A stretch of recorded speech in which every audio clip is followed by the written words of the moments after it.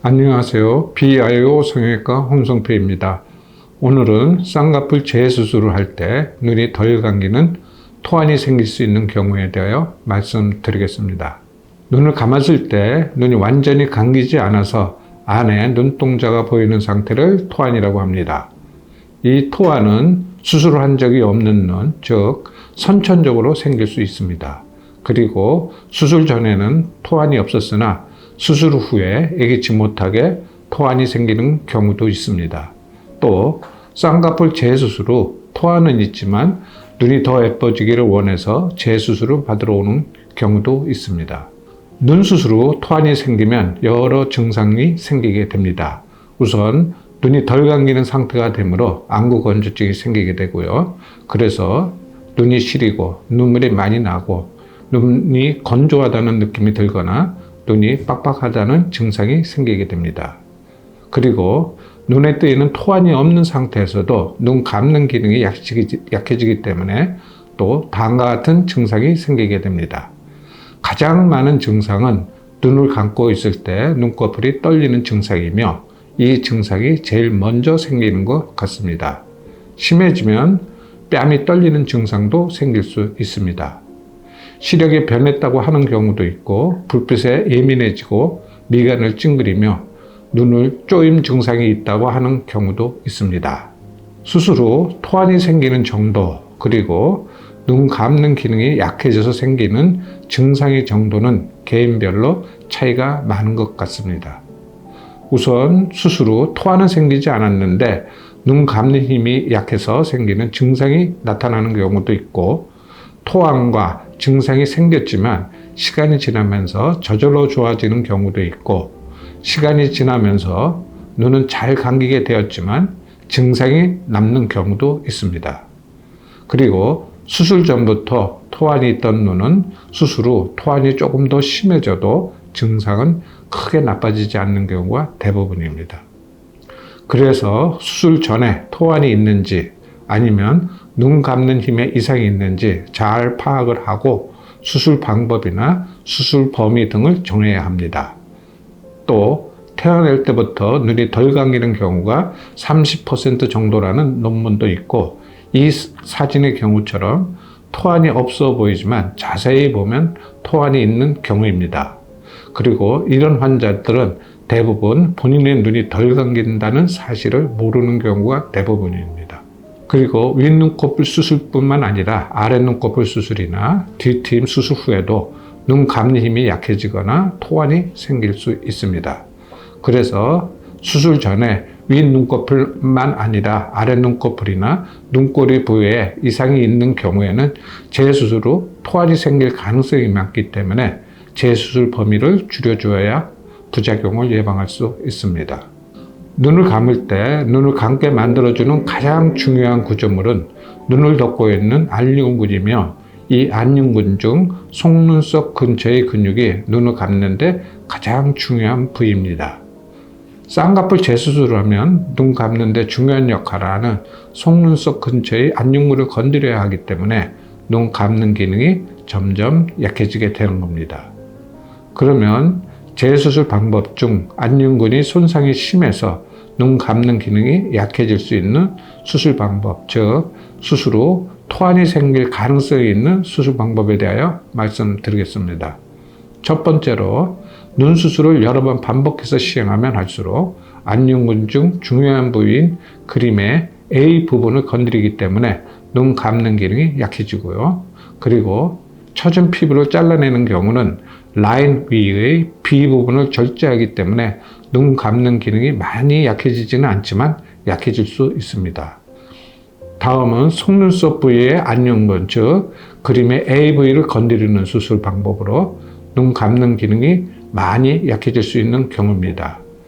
쌍꺼풀 크기를 절제 방법으로 줄이는 경우, 절제 방법으로 무쌍 수술을 하는 경우, 그리고 들려있는 속눈썹을 내려주거나 쌍꺼풀을 풀기 위해서 그림 A의 부분에 있는 근육을 바닥에서 떼어내는 수술을 한 경우에는 토환이 생길 가능성이 많아집니다. 다음은 눈 수술을 여러 번 한 눈에 생기는 토환에 대하여 말씀드리겠습니다. 재수술 전에는 토안이나 노출 증상이 없었는데 재수술 후에 토안이 갑자기 생기는 경우도 있고 눈에 띄는 토안은 없는데 눈 감는 힘이 약해져서 증상만 생기는 경우도 있고 토안은 생겼는데 증상은 없는 경우도 있습니다. 이 사진의 경우는 8번의 수술과 2번의 지방 이식 후 쌍꺼풀 크기를 줄여주기 원하였던 경우로 수술 전에 토안이나 증상이 없었으며 추가 수술 후에도 토안이나 증상은 새로 생기지 않았던 경우입니다. 이 사진의 경우는 5번의 눈 수술 후 쌍꺼풀 재수술을 원하였던 경우입니다.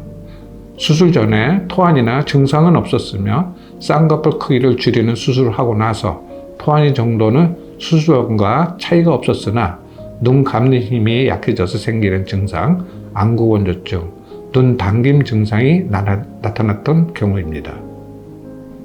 이 사진의 경우는 절개안검하수, 눈매교정 수술, 지방이식, 그리고 태축 수술을 포함해서 총 10번의 눈 수술을 했던 환자로 토안이 있었지만 졸려 보이는 것을 해결해 주기 원하였습니다. 눈매교정 재수술을 하여 미용적으로 좋아졌지만 토안은 좀 더 심해졌습니다. 그러나 증상은 크게 변하지 않아서 수술 전에 토안이 있는 환자는 수술 후 토안에 의한 증상이 더 나빠지지는 않는 것 같습니다. 이와 같이 눈 수술 횟수가 많아지면 눈 감는 기능이 약해지는 원인은 눈 감는 근육은 고무줄같이 늘어났다 줄었다 해야 하는데 반복된 수술로 이 근육이 흉으로 변하여서 탄력을 잃어버리기 때문으로 생기는 현상입니다. 다음은 눈꺼풀의 피부를 절제하는 방법을 사용했을 때 생길 수 있는 토안에 대하여 말씀드리겠습니다. 우선 눈꺼풀의 피부가 처졌거나 쌍꺼풀의 크기를 크게 만들기 위해서 라인 위에 피부를 잘라내는 경우가 있고 큰 쌍꺼풀의 크기를 줄일 목적으로 라인이 아래쪽의 피부를 잘라내는 경우가 있습니다. 이 사진의 경우는 쌍꺼풀이 작아서 크게 만들기 위해 라인 위에 피부를 잘라낸 경우입니다. 수술 후 원하는 결과를 얻었으나 눈 경련이나 당김 증상과 같은 눈이 덜 감기는 증상이 생겼고 1년 정도 지나서 회복이 된 경우입니다. 그래서 이런 현상을 예방하기 위해서는 절제 방법보다는 눈썹 및 거상술이나 내시경 이마 거상술로 처진 피부를 해결해 주는 것이 좋겠습니다. 이 사진의 경우는 2번의 눈 수술 후에 피부가 부족하고 눈이 덜 감기지만 흉이 심해서 흉을 제거하기 원하였던 경우입니다. 증상이 생길 가능성이 있지만 흉을 절제하는 쌍꺼풀 재수술을 하기로 하였고 수술 후 다행히 토안의 정도는 비슷하였지만 안구건조증이나 당김 증상과 같은 노출 증상은 좀 더 심해졌습니다. 이 사진의 경우도 4번의 눈 수술 후 피부가 부족하고 흉이 심하여 흉을 없애주면서 쌍꺼풀 크기를 줄여주기 원하였던 경우입니다. 흉을 절제하는 방법으로 재수술을 하였고 미용적으로 원하는 결과를 얻었고 육안적인 토안은 비슷하였지만 눈 감는 기능이 약해져서 생기는 증상은 조금 더 심해졌던 경우입니다. 이런 경우에 노출 증상을 최소화하기 위해서는 눈 감는 기능을 약화시킬 수 있는 다른 수술을 같이 하지 않는 것이 좋겠습니다. 다음은 무쌍수술입니다. 무쌍수술이란 속눈썹과 쌍꺼풀 사이의 근육과 피부를 절제해서 무쌍으로 만드는 수술입니다. 이 수술은 눈 감는데 가장 중요한 속눈썹 근처의 근육을 잘라내기 때문에 심한 토안이 생기며 이해한 증상도 심하게 남는 수술입니다. 그래서 이 수술은 하지 않는 것이 좋겠습니다. 다른 병원에서 무쌍수술로 내원한 환자입니다.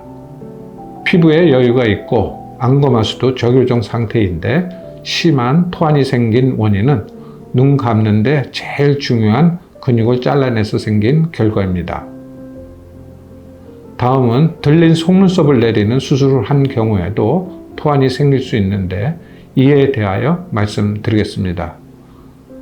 들린 속눈썹을 내리기 위해서는 쌍꺼풀선 아래의 근육을 바닥에서 떼어낸 다음 아래로 내려주는 수술을 해야 합니다.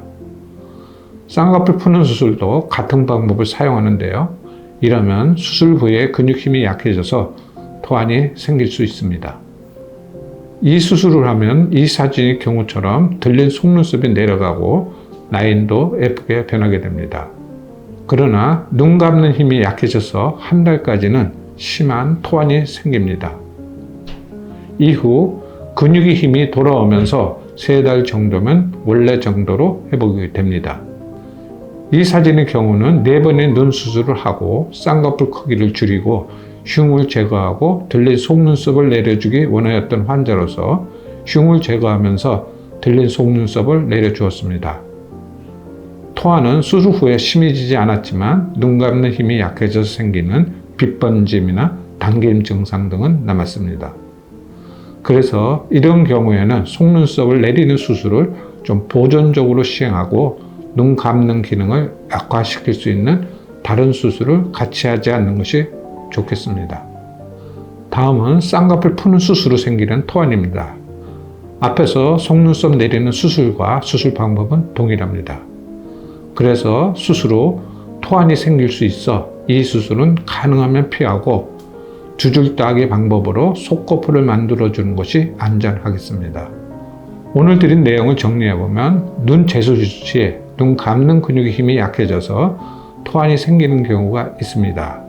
수술을 여러 번 하게 되면 토환이 생길 가능성이 점점 많아지고요. 쌍꺼풀 크기를 줄일 때 절제의 방법을 사용하면 토환이 생길 가능성이 있으므로 이런 경우는 피부 절제 없는 두 줄 따기 방법을 사용하는 것이 안전하겠습니다. 그리고 무쌍 수술은 하지 말아야 할 수술이고요. 들린 속눈썹을 내리는 수술도 토환이 생길 수 있으므로 위험하면 보존적으로 내리는 것이 좋겠고, 쌍꺼풀 푸는 수술은 신중하게 결정하여야 하며 쌍꺼풀이 싫다면 두 줄 따기로 속꺼풀을 만드는 것이 좋겠습니다.